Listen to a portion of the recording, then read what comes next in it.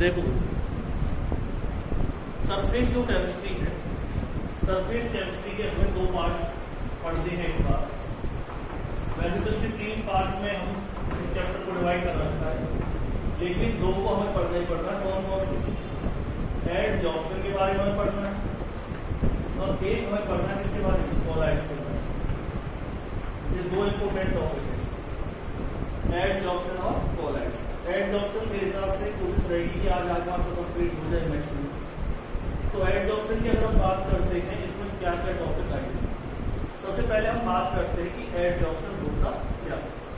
तो एडजॉर्प्शन की अगर हम बात करेंगे, आपने अगर घर में देखा होगा, घर में तो आप ज्यादा एडजॉर्प्शन के बारे में पढ़ते होंगे, लेकिन फिर भी मैं आपको बता देता हूँ। जैसे कि आप डस्टर का यूज कर रहे हैं, जैसे कि आपने क्या लिया, ये इसके ऊपर आप देख रहे हैं जो डस्ट पार्टिकल्स आपको दिखाई दे रहे हैं, ये डस्ट पार्टिकल भी इस पर क्या हो चुके हैं? एडजॉर्ब हो चुके इसकी सरफेस के ऊपर। या आप अपनी शर्ट वगैरह देखते हैं तो उसके ऊपर क्या होता है? ऊपर कलर होता है। कलर तो अंदर भी होता है, लेकिन शर्ट के ऊपर भी क्या होता है? कलर होता है। तो एक तरीका क्या है? एडजॉर्प्शन। बाकी बहुत ही अच्छा एग्जाम्पल मैंने आपको बताया था, एक बार मैं फिर बता देता हूँ। तो सिलिका जेल है, आपने देखा होगा जो इलेक्ट्रॉनिक्स आइटम होते हैं उसके साथ एक छोटा सा पॉली बैग आता है, उसके अंदर एक कलरलेस क्या मिलती है? बॉल्स आती हैं, ठीक है ना। वो कलरलेस बॉल्स क्यों यूज किए जाते हैं इलेक्ट्रॉनिक्स आइटम के साथ? क्योंकि वो क्या कर लेती हैं? मॉइस्चर को एडजॉर्ब कर लेती है। तो मॉइस्चर नहीं रहेगा तो इलेक्ट्रॉनिक्स आइटम है जो मॉइस्चर की वजह से क्या हो सकते हैं? खराब हो सकते हैं, वो खराब नहीं हो पाएंगे। अब बात कर रहे हैं हम एडजॉर्प्शन फेल। तो एडजॉर्प्शन की अगर हम बात करेंगे, in adsorption it is a phenomenon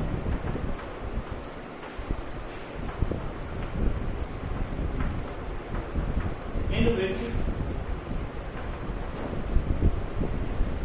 attracting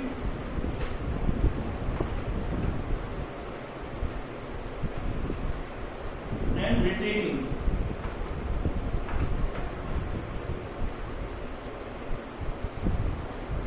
of particle of gases, solid or liquid takes place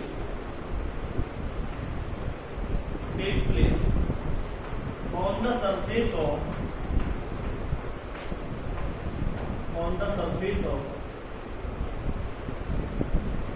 another substance, on the surface of another substance। इसमें क्या होती है? अट्रैक्टिंग और रिटेनिंग होती है इसकी, एक सबस्टेंस की दूसरे की सरफेस। तो उसे क्या कर दिया? एडजॉर्प्शन।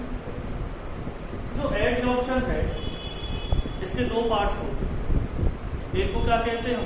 एडजॉर्बेट, और दूसरा क्या होता है? एडजॉर्बेंट। अभी एडजॉर्बेट और एडजॉर्बेंट है क्या?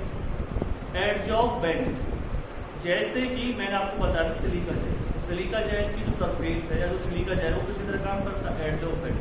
यानी जिसकी सरफेस पर एडजॉर्प्शन हो, याद रखना आपको किस वर्ड यूज करना है? एडजॉर्प्शन, एड यूज करना है, ठीक है ना।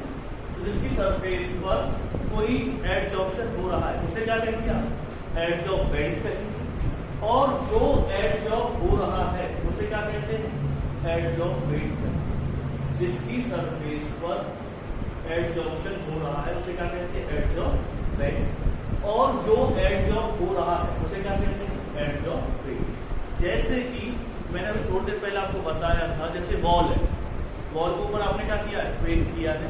पेंट क्या है उसमें? एडजॉर्बेट है। और वॉल किसी तरह काम कर रही है? एडजॉर्बेंट। आगे बात समझ। तो नेक्स्ट जो हेडिंग आपको डालनी है वो डालनी है एडजॉर्बेट और एडजॉर्बेंट।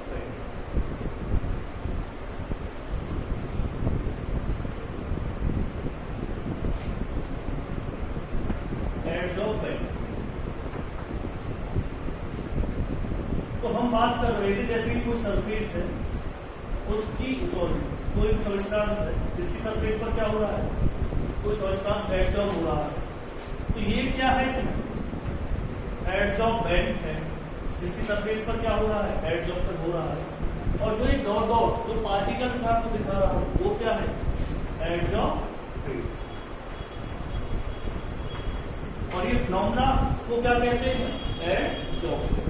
तो एडजॉर्बेंट क्या है, the surface, the substance which surface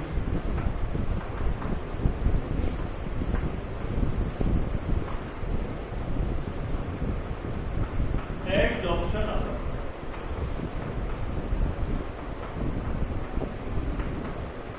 it is called as adsorbent. The substance which surface adsorption occurs, it is called adsorbent. उसे क्या कहते हैं, एडजॉर्बेंट। अब बात आती है एडजॉर्बेंट क्या है। जब हम एडजॉर्बेंट की बात करेंगे तो एडजॉर्बेंट कैसे करेंगे,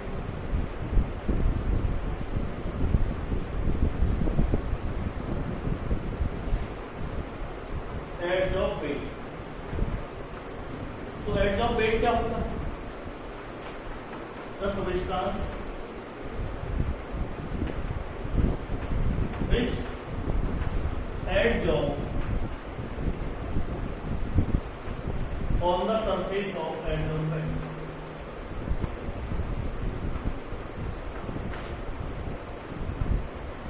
उसे क्या कहते हैं, एडजॉर्बेंट।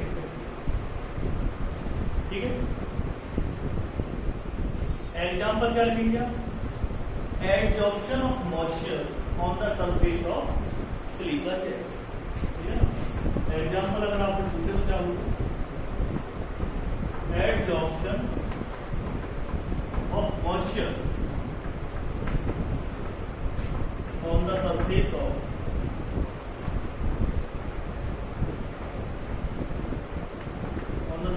सिलिका। जो एडजॉर्प्शन होता है किसी सरफेस पर, उसे क्या कहते हैं, सिलिका जेल की सरफेस पर मॉइस्चर का, उसे क्या कहते हैं, एडजॉर्प्शन का एक एग्जाम्पल। या पेंटिंग ऑन द वॉल, ठीक है ना, पेंट कर रहे हैं वॉल के ऊपर, वो किसका एग्जाम्पल है, एडजॉर्प्शन का ही एग्जाम्पल। अब बात आती है, हमने तो सर अभी तक एडजॉर्प्शन पढ़ा था, एडजॉर्प्शन क्या होता है ये तो आपको पता ही। अब एडजॉर्प्शन और एडजॉर्प्शन में डिफरेंस क्या होता है, एड और एड में डिफरेंस क्या है। एड में क्या होता है, सिर्फ सरफेस फिनोमेना, कैसा फिनोमेना है वो, सरफेस, जो भी चीज होगी सिर्फ कहाँ पे होगी, सरफेस। जबकि एड वो एड कैसा फिनोमेना होता है, बल्क का मतलब क्या होता है कि अंदर तक, जैसे कि मैंने आपको बताया स्पंज वाला, या और भी एग्जाम्पल होते हैं। एक होता है कैल्शियम क्लोराइड, कैल्शियम क्लोराइड के अंदर तक कहाँ चला जाता है, मॉइस्चर चला जाता है, तो उसे क्या कहेंगे आप, एब्जॉर्प्शन कहेंगे। ठीक है, उसके अंदर तक जाएगा, इसके सब कहाँ पर जाता है, सरफेस। ठीक है, दूसरा अगर हम बात करते हैं एब्जॉर्प्शन की, और भी एग्जाम्पल हो सकते हैं, जैसे कि आपने देखा होगा मास्क यूज किया जाता है, जैसे ये तो हमारा सिंपल मास्क, एक मास्क आप अगर आपने देखा हो तो जो मास्क हम यूज करते हैं वो कैसे यूज कर रहे हैं, जिसके अंदर चारकोल होता है। जिसे कौन यूज करते हैं, जैसे कि कोई कहाँ पे जाता है, माइंस में काम करते हैं जो लोग, तो माइंस में क्या निकलती है, गैस वगैरह निकलती है, गटर वगैरह में जाते हैं, तो उस तरह का मास्क यूज करते हैं, क्योंकि वो मास्क के अंदर क्या भरा होता है, चारकोल। वो चारकोल मॉइस्चर जो हार्मफुल गैसेस होती है उन्हें क्या कर लेते हैं, एडजॉर्ब कर लेते हैं। क्या कर लेता है वो, एडजॉर्ब कर लेता है। ठीक है, तो वो किसका एग्जाम्पल हो जाएगा, एडजॉर्प्शन का एग्जाम्पल हो जाएगा। बहुत सी चीजों में ऐसा होता है कि आपको वैक्यूम क्रिएट करना, वैक्यूम मतलब समझ रहे हो, जहाँ कोई गैस प्रेजेंट ना। अब जैसे कि एक्सपेरिमेंट किए जाते हैं बहुत सारे, आपने पढ़ा होगा रदरफोर्ड का कैथोड रे एक्सपेरिमेंट पढ़ते थे जे थॉमसन, तो आपने उसमें एक चीज देखी होगी कि हम एक जो ग्लास की क्या लेते थे, एक तरह से हम ट्यूब लेते थे, ग्लास की ट्यूब, तो उस ग्लास ट्यूब के अंदर क्या होता था, वैक्यूम क्रिएट करते थे। तो वैक्यूम कैसे होगा, सीधी बात, सब जगह गैस है, सब जगह क्या है, एयर है, तो वैक्यूम कैसे क्रिएट की जाती थी, उसके अंदर क्या रख करके, चारकोल वगैरह रखते थे। चारकोल क्या कर देता था, गैस को एडजॉर्ब कर लेता था, और फिर क्या हो जाता था कि अब उसके अंदर क्या नहीं बचेगा, जो एयर थी वो नहीं रहती थी, और फिर हम एक्सपेरिमेंट करते थे। ठीक है ना, अब है एडजॉर्बेंट बात चलिए। एडजॉर्बेंट हम बात कर रहे थे एब्जॉर्प्शन की, तो एब्जॉर्प्शन क्या फिनोमेना है, एक तरह से बल्क फिनोमेना, एक ऐसा फिनोमेना होता है सरफेस, जिससे भी क्वेश्चन आता है। तो क्या लिखेंगे आप, डिफरेंस बिटवीन एडजॉर्प्शन एडजॉर्प्शन और एब्जॉर्प्शन।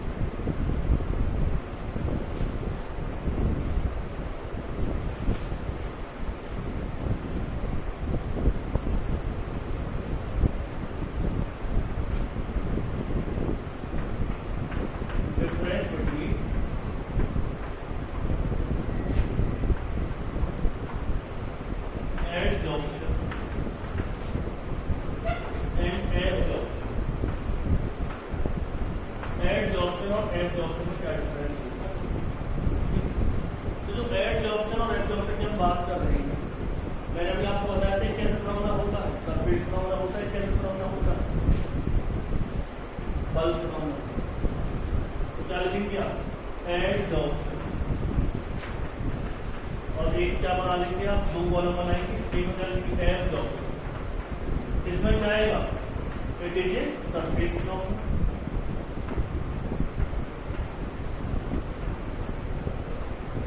ये कैसा फिनोमेना होता है? It is A bulk phenomena.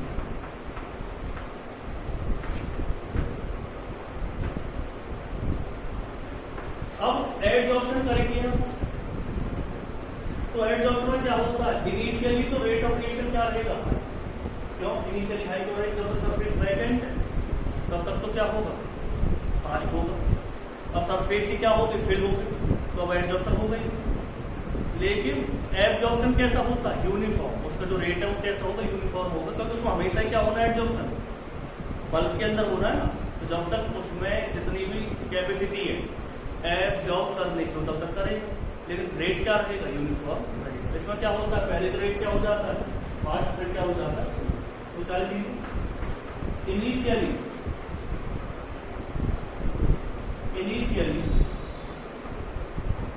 rate of reaction, the rate of adsorption is fast. After that, slow down. इसमें क्या लिखेंगे? Rate of absorption uniform in whole process.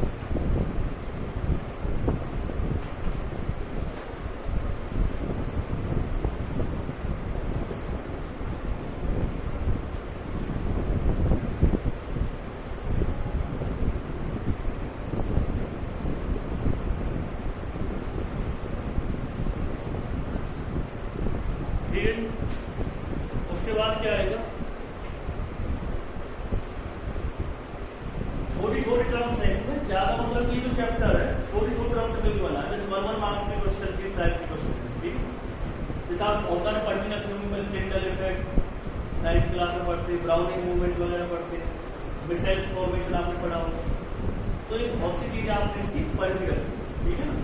तो अब जो हम आगे पढ़ने वाले हैं इसमें, वो क्या पढ़ने वाले हैं? एक छोटी टर्म आगे डीजॉर्प्शन। अब नाम आगे डी, डी डी वर्ड कब यूज किया जाता है? जब डिकम्पोजिशन, यानी कि किसी चीज को निकालने के लिए। तो डीजॉर्प्शन, डीजॉर्प्शन मतलब क्या हो जाएगा? कि आप उसमें से किसी चीज को निकाल रहे हैं। किसको निकाल रहे हैं? जब आप एडजॉर्बेट की सरफेस पर से एडजॉर्बेट को हटा देते हैं तो उसे क्या कहेंगे आप? डीजॉर्प्शन।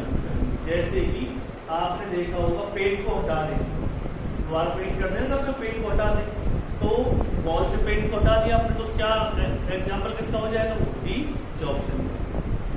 या कोई गैस है, गैस एडजॉर्ब हो जाती है उससे सरफेस के ऊपर, तो गैस को वहां से हटा दें, तो वो किसका एग्जाम्पल हो जाएगा? डीजॉर्प्शन।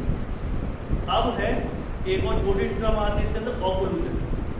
ऑक्लूजन मतलब क्या होता है? अगर सिर्फ गैस ही एडजॉर्ब हो रही हो किसी सरफेस पर, सिर्फ क्या सी हो रही हो? गैस। जैसे मॉइस्चर, मॉइस्चर तो क्या गैस थोड़ी, उसमें तो क्या है? वेपर्स। जैसे हाइड्रोजन गैस आपने देखा निकल की सरफेस पर क्या हो जाए? एडजॉर्ब हो जाए, तो आप उसे नाम दे देंगे। वैसे तो वो एडजॉर्प्शन भी एग्जाम्पल है, लेकिन एक और नाम दे सकते हैं, एक पर्टिकुलर नेम दे सकते हैं आप उसे। क्या नाम रहेगा? ऑक्लूजन। क्या कहते हैं उसे हम? ऑक्लूजन कहते हैं। डीजॉर्प्शन समझ में आ गया? किसी चीज को हटाना, यानी एडजॉर्बेंट की सरफेस पर से एडजॉर्बेंट को हटाने क्या कहते हैं? डीजॉर्प्शन कहा जाता है। दूसरा फिर मैंने आपको क्या कहा था कि अगर सिर्फ गैस ही एडजॉर्ब हो सरफेस पर तो क्या कहेंगे उसे? ऑक्लूजन कहेंगे। तीसरा क्या बताया था मैंने? तीसरा एक और पॉइंट बता रहा हूँ, जॉब्शन, SORPTION। जॉब्शन का मतलब क्या होता है, जब एडजॉर्प्शन और एब्जॉर्प्शन दोनों साइमल्टेनियसली होते हैं तो उसे क्या कहते हैं, जॉब्शन कहते हैं।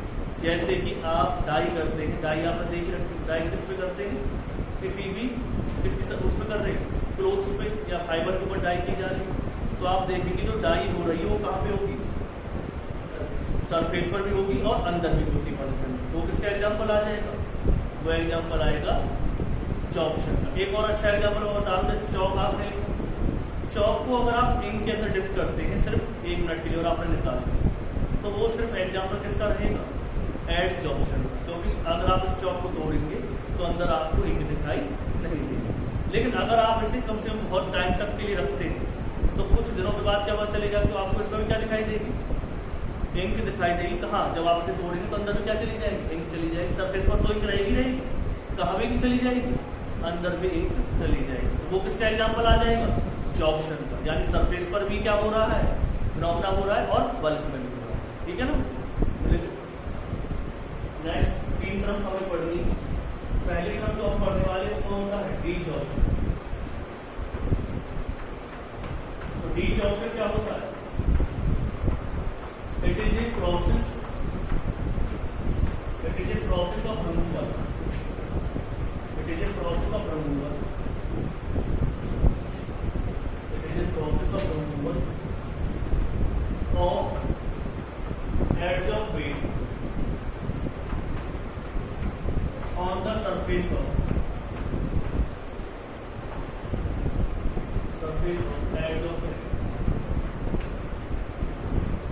edge of bend की सरफेस पर से एड्ज ऑफ वेट को हटाने के प्रोसेस को क्या कहते हैं, डीजॉर्प्शन कहते हैं।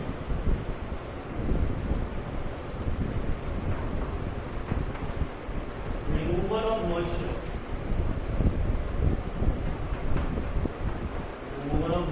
on the surface of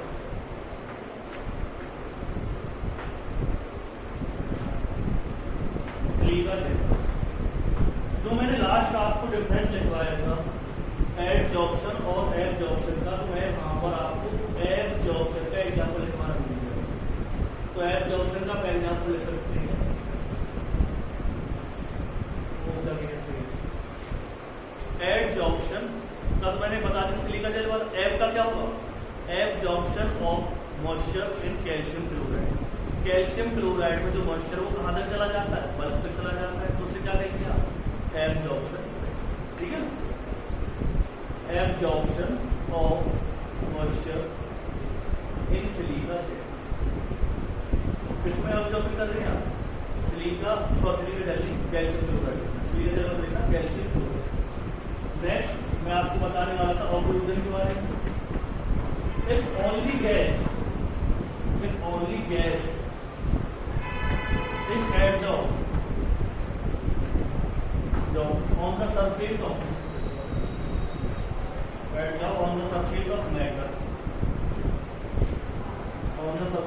matter, it is called as occlusion। उसे क्या कहेंगे आप, occlusion।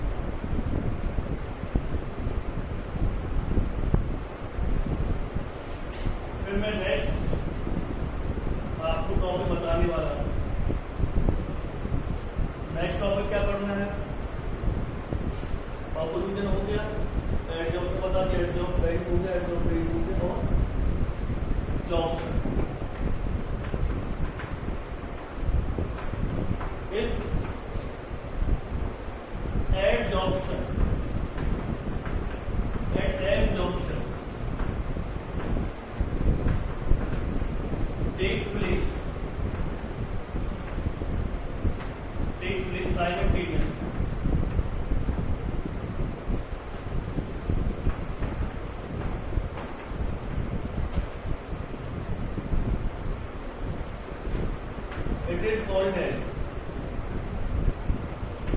job।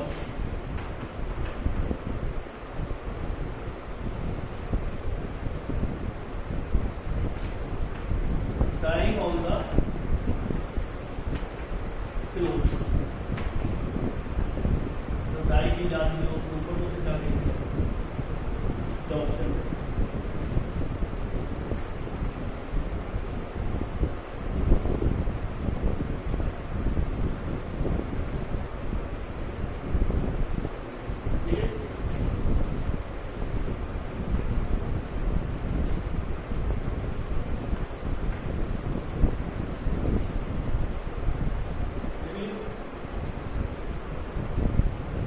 ऑप्शन बता दिया।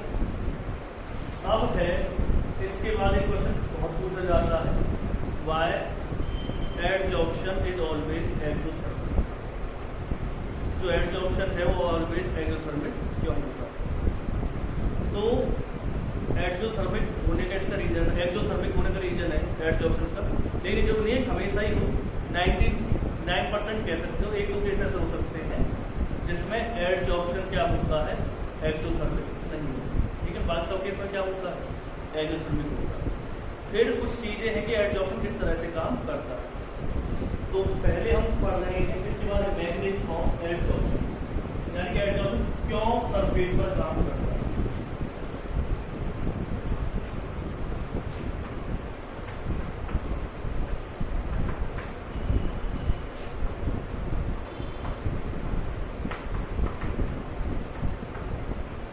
सबसे पहले जो हम इसे पढ़ने वाले थे, किसके बारे में पढ़ने वाले थे, सरफेस पर किस तरह से काम करता है एडजॉर्प्शन।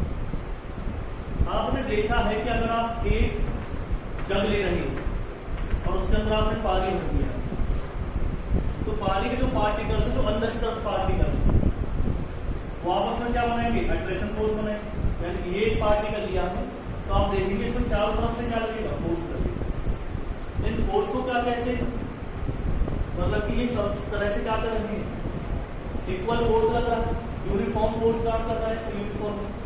लेकिन अगर मैं सरफेस की बात करूं तो क्या सरफेस पर जो फोर्स लगता है वो सिर्फ कहां से लगता है, नीचे से। क्या सरफेस के ऊपर कोई फोर्स, मतलब सरफेस पर ऊपर तरफ से तो कोई फोर्स लगेगा, तो जो पार्टिकल्स होंगे वो कहां से अट्रैक्ट करेंगे, से नीचे वाले तो अट्रैक्ट करेंगे। क्या ऊपर वाले पार्टिकल, ऊपर तो पार्टिकल ही नीचे सरफेस, तो कह दिया आपने क्या है वो सरफेस है, तो क्या सरफेस के ऊपर भी कोई पार्टिकल्स होंगे, नहीं होंगे। तो यहाँ पर जो फोर्स है वो यूनिफॉर्मली काम नहीं करते। ऐसे जो फोर्स होते हैं उन्हें क्या कहते हैं, रेजिडुअल फोर्स। क्या कहते हैं, रेजिडुअल फोर्स। रेजिडुअल फोर्स क्या करता है, जो पार्टिकल इसके पास आते हैं, इसके पास क्या है, पार्टिकल है और ऑलरेडी कहाँ से फोर्स लग रहा है, अंदर की तरफ से अट्रैक्शन फोर्स लग रहा है।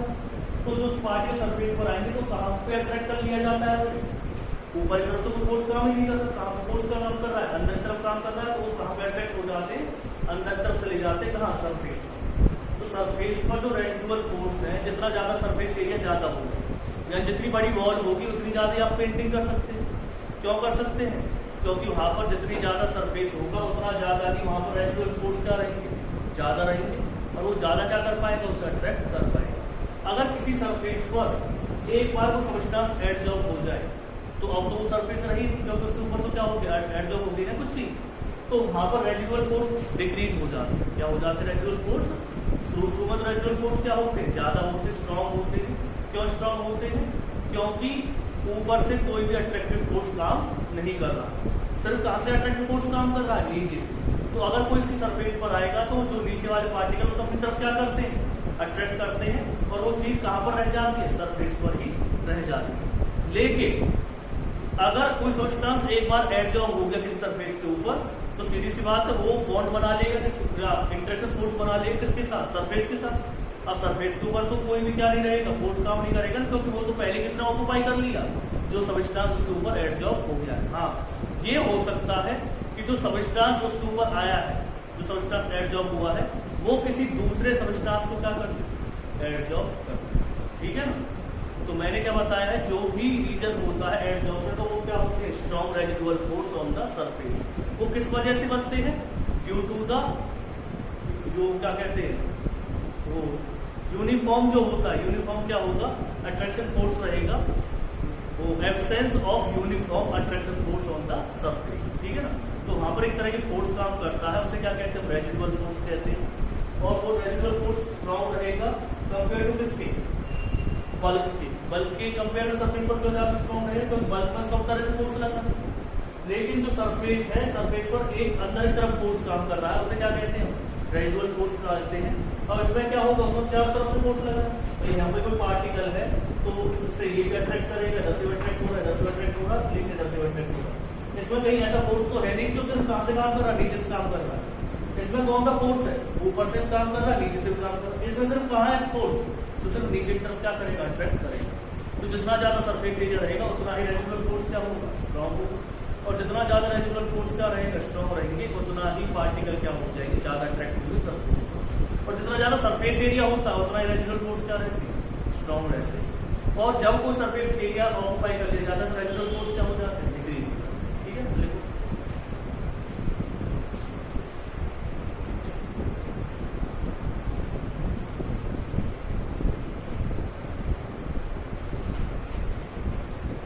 दोस्तों क्या बात आ रहा है? On the surface of any substance, strong residual force are present due to the absence of uniform force. Absence of uniform force, यानी कि यूनिफॉर्म फोर्स को समझ रहे हो ना, जो फोर्स चारों तरफ से अट्रैक्ट करे। ठीक है, these strong residual force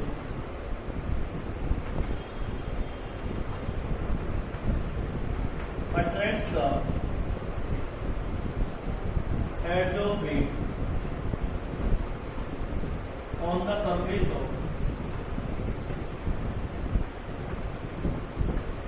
edge of weight। Residual force क्या करते हैं? एज ऑफ वेट को एज ऑफ वेट की सरफेस पर क्या करते हैं? अट्रैक्ट करते हैं। ठीक है,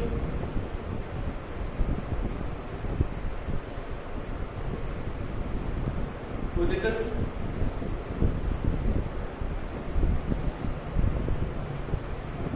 एक चीज और लेते हैं, जो पॉइंट क्लियर हुई। On increasing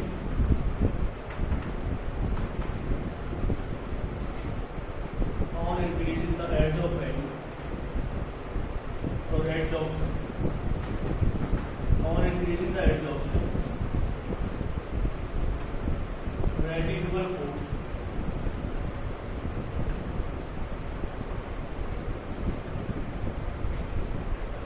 will decrease।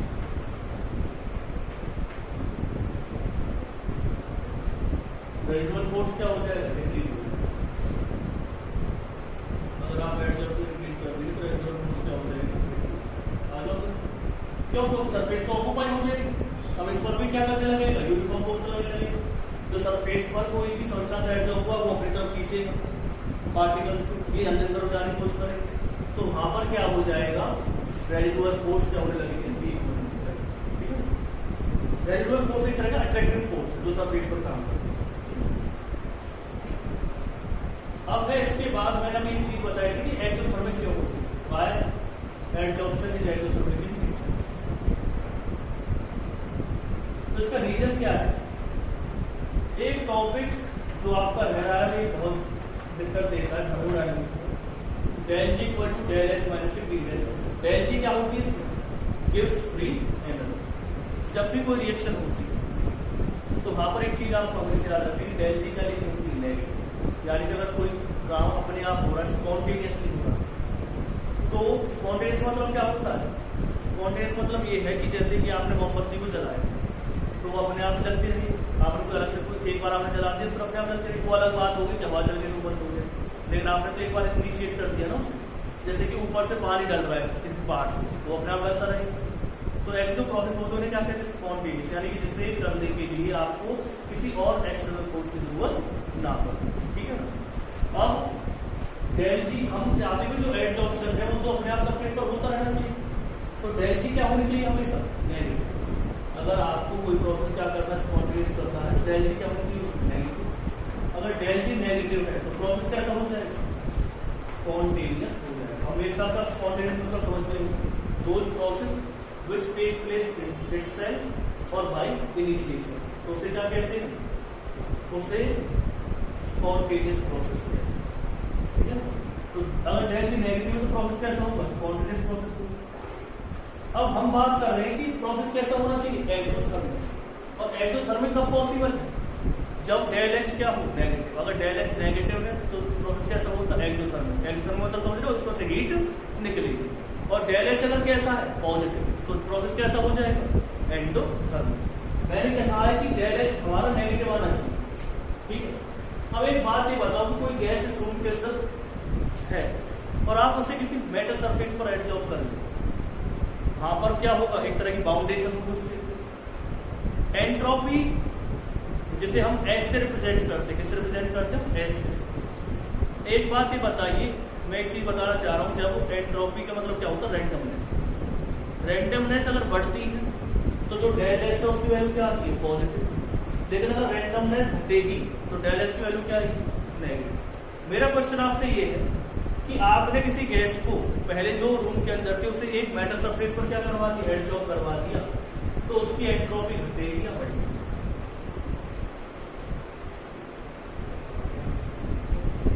घटेगी ना। भाई पहले वो क्या था, पहले गैस के अंदर तो बाउंडेशन नहीं, जो घूम रही थी पूरी रूम के, लेकिन जब किसी सरफेस पर आ जाएगी तो बाउंड होगी ना एक तरह से, सिर्फ उसी सरफेस पर रहेगी। पहले उसके अंदर रैंडमनेस क्या थी, ज्यादा। रैंडमनेस से मतलब और मैं समझाने की कोशिश करता हूँ। रैंडमनेस मतलब क्या है, जैसे कि सॉलिड के पार्टिकल्स कहाँ होते हैं, पास पास। गैस के पार्टिकल्स कहाँ कहाँ होते हैं, गैस के पार्टिकल्स होते हैं दूर। तो किसमें रैंडमनेस ज्यादा है, गैस में। तो ऐसे ही जो सॉलिड है, सॉलिड के पार्टिकल किसी सरफेस पर क्या हो रहे हैं, एडजॉर्ब हो रहे हैं, सरफेस पर क्या हो जाएंगे, एडजॉर्ब हो रहे हैं, तो पास पास आ जाएंगे गैस के पार्टिकल। जब पास पास आएंगे तो रैंडमनेस क्या हो जाएगी, कम हो जाएगी, पहले वो दूर दूर। तो आगे पास तो डेल एस क्या होगा उस टाइम पर, नेगेटिव। डेल एस पॉजिटिव होता है जब रैंडमनेस क्या होती है, ज्यादा होती है, और डेल एस नेगेटिव होगा जब रैंडमनेस क्या होता है। तो एडजॉर्प्शन में डेल एस क्या होगा, नेगेटिव।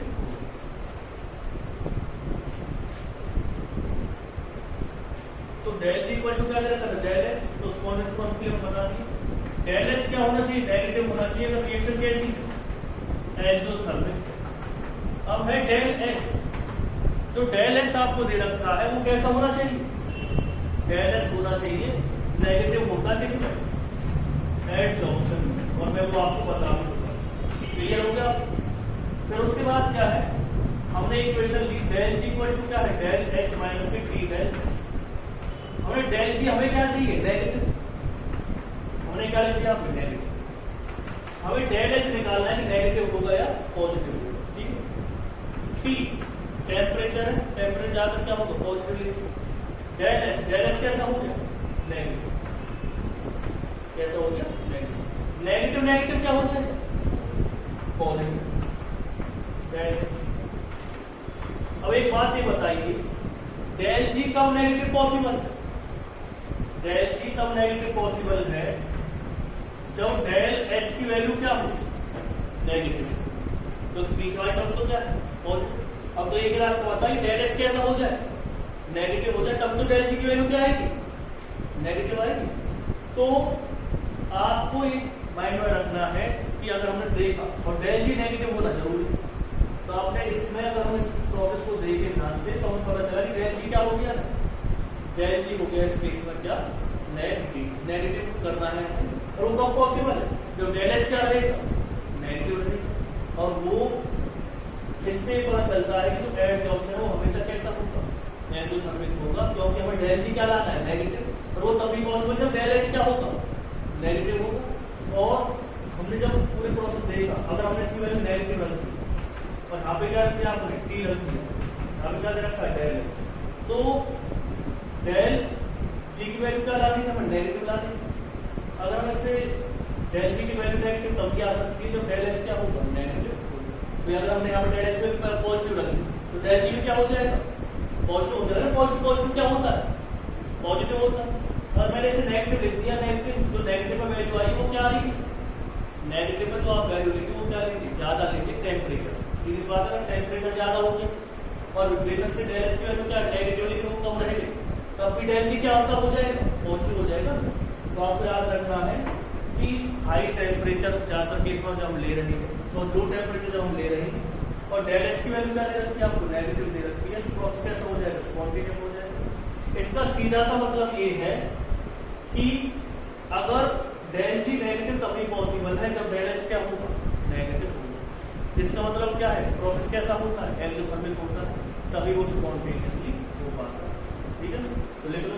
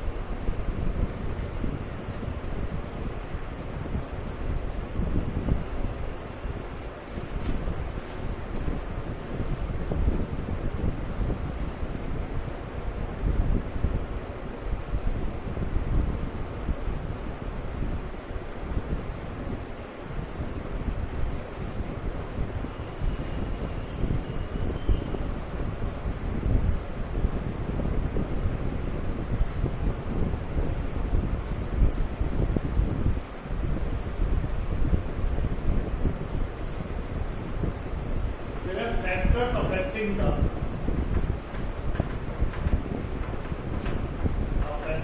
एडजॉस्ट,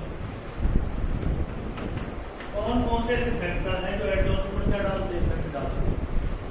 तो पहला है इसमें क्रिटिकल टेम्परेचर। तो क्रिटिकल टेम्परेचर क्या होता है,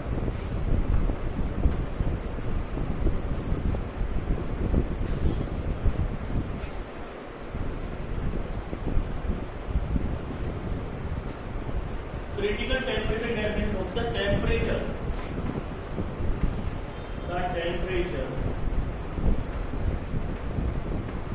above which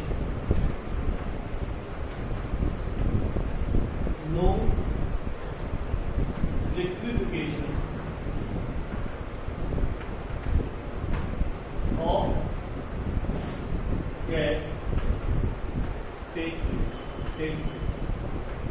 एक ऐसा टेम्परेचर जिससे ऊपर आप किसी भी गैस को लिक्विफाइड नहीं कर सकते। जैसे कि आपने पढ़ा होगा लिक्विड हाइड्रोजन, जैसे का एरोप्लेन में किसी तरह यूज किया जाता है, फ्यूल की तरह यूज किया जाता है, तो हम गैसेस को चेंज कर सकते हैं लिक्विड में, लेकिन बहुत ज्यादा क्या लगाना पड़ेगा, तो लो टेम्परेचर लेना पड़ेगा और हाई क्या लेना पड़ेगा, प्रेशर। तभी गैस के मॉलिक्यूल्स कहाँ के पास पास में, प्रेशर अप्लाई करोगे गैस मॉलिक्यूल कहाँ जाएंगे, पास पास, और टेम्परेचर क्या ले लिया, लो ले लिया, तो गैस क्या हो जाती है, लिक्विफाइड हो जाती है, लिक्विड में चेंज हो जाती है। ठीक है ना, सीएनजी आप जानते हैं, कंप्रेस्ड नेचुरल गैस, तो उसमें भी क्या होता है, कंप्रेस होगा तो किसमें चेंज हो जाती है, लिक्विड फॉर्म में चेंज हो जाती है। तो अब हम बात कर रहे हैं इसकी कि किस तरह से लिक्विफिकेशन ऑफ गैस में बात की गई, टेम्परेचर अगर आपने हाई ले लिया तो लिक्विफिकेशन ऑफ गैस नहीं होगा। क्यों नहीं होता, हाई टेम्परेचर जब आप ले लेते हैं तो गैस के मॉलिक्यूल इतनी दूर दूर चले जाते हैं कि उन्हें पास में नहीं लाया जा सकता, जब तक पास में नहीं आएंगे तो लिक्विड में कैसे चेंज होगा। ठीक है ना, तो एक चीज आप याद रखें कि अगर आपने हाई टेम्परेचर ले लिया तो लिक्विफिकेशन ऑफ गैस पॉसिबल नहीं होगा बहुत हाई टेम्परेचर। लेकिन कुछ गैस ऐसी होती है जिनका क्रिटिकल टेम्परेचर बहुत ही लो होता है। अब हम कैसे डिसाइड करें किसका क्रिटिकल टेम्परेचर लो होगा, किसका क्रिटिकल टेम्परेचर क्या है। जैसे कि एक एग्जाम्पल मैं ले रहा हूँ हाइड्रोजन और एक ले लिया आपने अमोनिया। तो एक चीज आपको याद रखनी है, जो अमोनिया है, अमोनिया बनाती है हाइड्रोजन बॉन्ड, तो उस बॉन्ड बनाती है हाइड्रोजन, और H2 के अंदर कौन बॉन्ड होती है, वीक बॉन्ड। इसका नाम ही वीक है तो सीधी सी बात है फोर्स क्या होगा, वीक फोर्स होगा। तो हाइड्रोजन की जो मॉलिक्यूल्स हो ज्यादा पास पास नहीं होते, लेकिन अमोनिया के मॉलिक्यूल्स क्या होते हैं, पास पास होते हैं। तो इसे दूर करने के लिए आपको ज्यादा टेम्परेचर देना पड़ेगा, इसे दूर करने के लिए ज्यादा टेम्परेचर देना पड़ेगा, इस वाले को दूर करने के लिए। तो इसे दूर करने के लिए आपको ज्यादा टेम्परेचर देना पड़ेगा, तो इसका क्रिटिकल टेम्परेचर क्या रहेगा, हाई। तो मॉलिक्यूल्स कब बहुत ज्यादा दूर दूर जाएंगे, जब वो पास आ ही ना सके, जब बहुत हाई टेम्परेचर देना पड़ेगा। इसके मॉलिक्यूल्स थोड़े टेम्परेचर में कहां चले जाते हैं, दूर दूर चले जाते हैं। तो इसका क्रिटिकल टेम्परेचर ज्यादा होगा। अमोनिया का जो क्रिटिकल टेम्परेचर क्या होता है, हाई होता है। बहुत हाई टेम्परेचर पर जो अमोनिया है वो लिक्विड में चेंज नहीं होगा।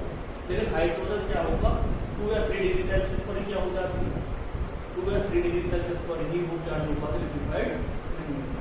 ठीक है ना। अब जिसके मॉलिक्यूल्स, अब एक बात समझो, गैस जल्दी एडजॉर्ब हो सकती है या लिक्विड जल्दी एडजॉर्ब हो सकता है ना किसी सरफेस के ऊपर। भाई अगर आपको कहा जाए, जैसे कि हम एग्जांपल इसी के ले लें, इसका एग्जांपल ले लो आप, किसी का चारकोल का ले लो। अब गैस को चारकोल एडजॉर्ब कर लेता है, लेकिन वाटर को और जल्दी क्या कर लेगा, एडजॉर्ब कर लेगा। तो उसके पार्टिकल्स कहाँ होते हैं, पास होते हैं, तो उन्हें ज्यादा अट्रैक्ट करने की ज्यादा जरूरत नहीं होती। जैसे कि आपने देखा होगा स्पंज होता है, इसमें बता रहा था पानी साफ करने के लिए यूज करते हैं गाड़ियों को। तो उसमें आपने देखा हो गैस जो होती है, गैस भी होगी उसके अंदर एडजॉर्ब, लेकिन गैस इतनी एडजॉर्ब नहीं होगी जितना क्या हो जाएगा, पानी एडजॉर्ब हो जाएगा। क्योंकि पानी के अंदर इंटरमॉलिक्यूलर फोर्स क्या स्ट्रॉन्ग, जिसके अंदर इंटरमॉलिक्यूलर फोर्स स्ट्रॉन्ग होंगे वो इतनी ज्यादा ही क्या हो जाती है, एडजॉर्ब हो जाएगी। ठीक है। तो क्रिटिकल टेम्परेचर डायरेक्टली प्रोपोर्शनल किसके होता है, एडजॉर्प्शन में। जिसका क्रिटिकल टेम्परेचर ज्यादा उसका एडजॉर्प्शन भी क्या होगा, ज्यादा होगा। ठीक है ना। तो लिखो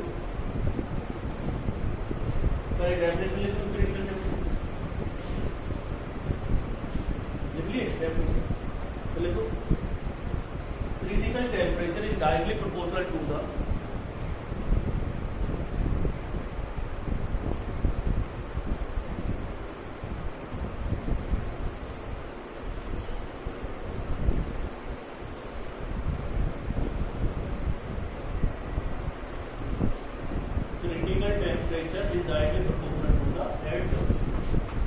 जो क्रिटिकल टेम्परेचर होता है वो डायरेक्टली प्रोपोर्शनल किसके आएगा, एडजॉर्प्शन। और एडजॉर्प्शन डायरेक्टली को क्रिटिकल टेम्परेचर किसके और डायरेक्टली प्रोपोर्शनल कह सकते हो, इंटरमॉलिक्यूलर फोर्स। जिस गैस के अंदर जितना ज्यादा इंटरमॉलिक्यूलर फोर्स होगा उसका एडजॉर्प्शन उतना ही क्या होगा, ज्यादा। जैसे कि H2 का सबसे कम होगा, मीथेन का उससे ज्यादा हो जाएगा, फिर अमोनिया ले लिया और उसके बाद किसका हो जाएगा, SO2 का उससे ज्यादा। इसका वो लिखा है क्रिटिकल टेम्परेचर और, या आप इसे एडजॉर्प्शन का भी ऑर्डर मान सकते हैं, क्योंकि एडजॉर्प्शन